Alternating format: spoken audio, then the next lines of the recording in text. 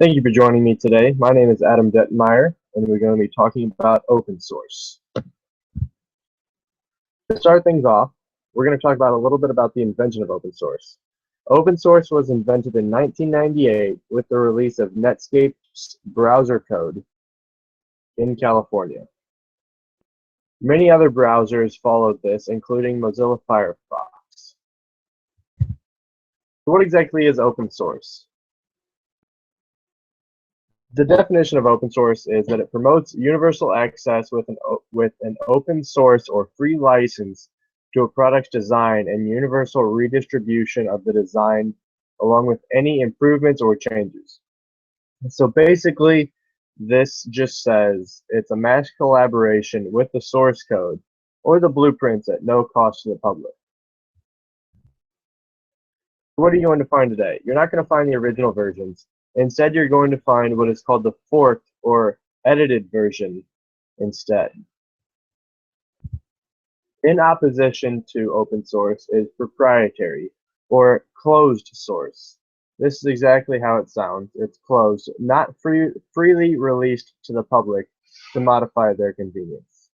Microsoft is one of the big proponents of this, and in a statement in 2001 they said, "Open source is an intellectual property destroyer. I can't imagine something that could be worse than this for the software business and the intellectual property business." This is hard to say, seeing as the statement was from 2001, and Microsoft has recently made an official presence in the open source world. So what are the benefits of open source?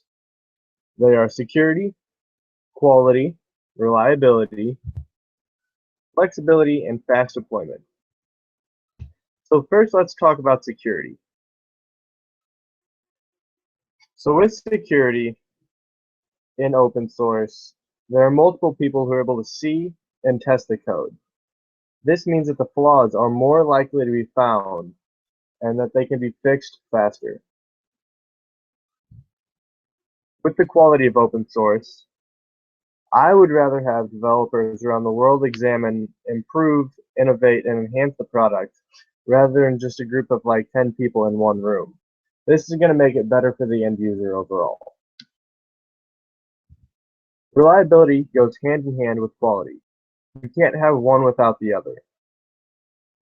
Open source programs have proven to be extremely reliable under strenuous conditions when compared to proprietary programs. Along the same lines, open source is extremely flexible.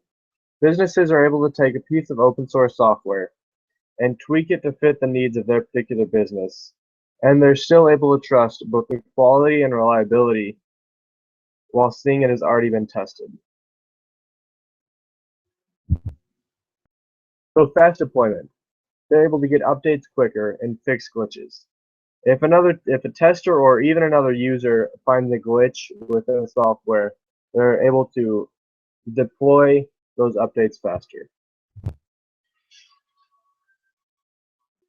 So how is open source better for small businesses?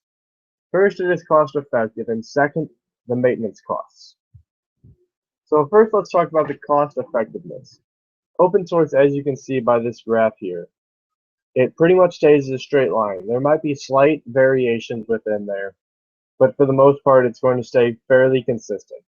Whereas with a closed source or proprietary source, the costs are going to be exponential with upgrades and whatnot throughout the life of the program. Along those lines, maintenance of open source is extremely low. So instead of having to eat all of the costs for your business alone, you're able to spread the cost throughout multiple parties, decreasing the cost and making it more efficient for your small business. So where is the future of open source? The future is in the web, mobile, and the cloud. So first, let's talk about the web. Most website platforms nowadays are open source. This is huge because almost any website you go to nowadays, they all are almost built off the same platform. There's a slight variation within them, giving them a different pattern or a different color. Next is the mobile applications, or the mobile platform if you're on an Android device. The Android device um, isn't completely open source. It is about 90% open source because that 10% is the basis of the Android platform. So within that 90% you can change how your phone starts up and anything else that goes along with it. Next comes the cloud. A lot of the applications on the cloud nowadays are open source, with the exception of Microsoft. Even though even though they're in the process of making an entrance into the open source world. Thank you for joining me today. I hope you have a wonderful day.